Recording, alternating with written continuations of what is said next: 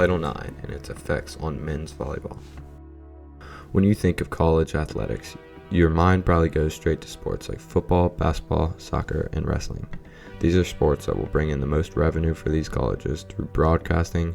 Because of this revenue, they are able to invest more money into the sports like higher quality equipment and more scholarship money to get better players. Sports you probably don't think about as much are the women's counterparts to these sports. Out of those 4 sports I mentioned earlier, there are only women's versions of 2 of them in most schools. This seems to give women wanting to compete competitively in high-level sports a harder journey to reach their goal. To try to counteract this, the U.S. Department of Education enacted the Title IX under the Education Amendment of 1972. The title was put into place to give both sexes an equal opportunity of succeeding in their respective sports. There are multiple parts of Title IX that are overall a benefit to everyone, such as eliminating any kind of discrimination in sports and giving funding to every sport equally. The only problem with Title IX is the fact that men's sports overall bring in a much larger revenue. I will be using Penn State for most of the examples in this video, so all of my answers will be persistent.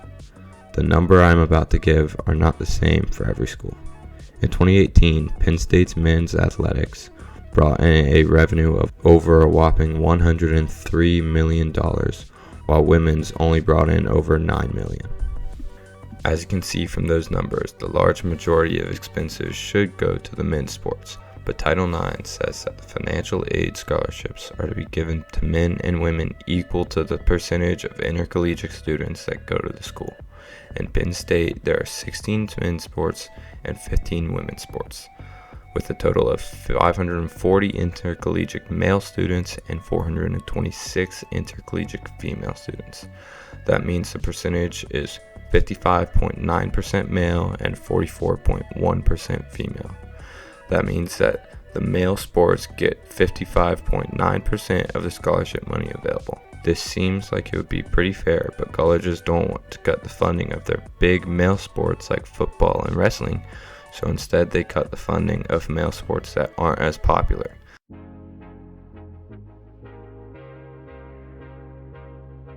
This makes a lot of men who play sports which is just not popular in the college level have a very hard time of getting big scholarships or eventually going to the Olympics.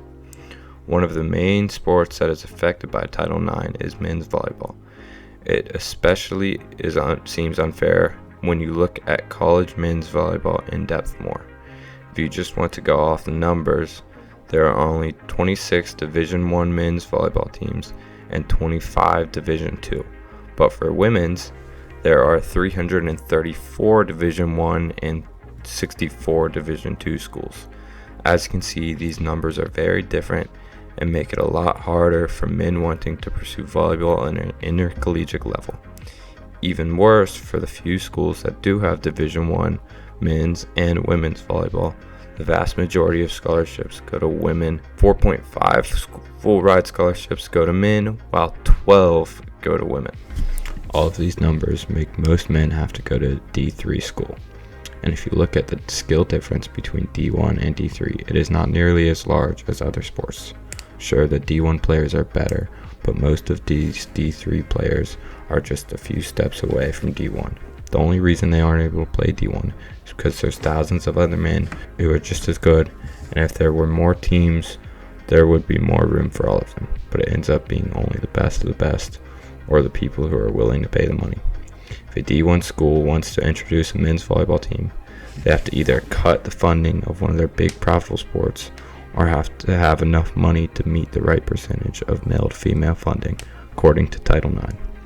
There are a few schools that were able to succeed and create a very strong men's volleyball program. These schools include Penn State, Long Beach, UCLA, and Hawaii. As you can see, all of these schools are in 2 groups, the Northeast Coast and the complete opposite, the Southwest Coast. This is because it is pretty much where all of the men's volleyball teams are located. If you were to go to the Midwest, or really any other area that is not the Northeast or Southwest, there is pretty much no college men's volleyball. There aren't even high school teams in some of those areas. Even if all of the women's sports in a college are being funded to allow adequate and equal opportunities, the school still needs to raise their funding if they want to introduce a new men's sport. All of the things I have stated and the things I haven't stated but are still included in the title were put into place to give equal opportunities to everyone regardless of gender or preferred sport. But what ends up happening when you give a big school a lot of money and a law saying they have to cut their funding for their men's sports almost in half is that they make a compromise. And sadly, one of those compromises is either not having a men's volleyball program or having a poorly funded one. In a perfect world, the funding would be perfectly split up between all sports according to their financial needs, but obviously schools don't have infinite money, and not all schools are going to be able to meet the needs of some of their sports. It only makes sense to cut the funding of the sports that make you the least amount of money. As we saw earlier, it's by far the women's sports, but according to Title IX, they aren't able to cut the funding of women's sports without also cutting men's sports. It puts these schools in a very tough predicament on what sports really matter to them, and they aren't able to think about the athletes. They're forced to only think about how much money it will be earning them.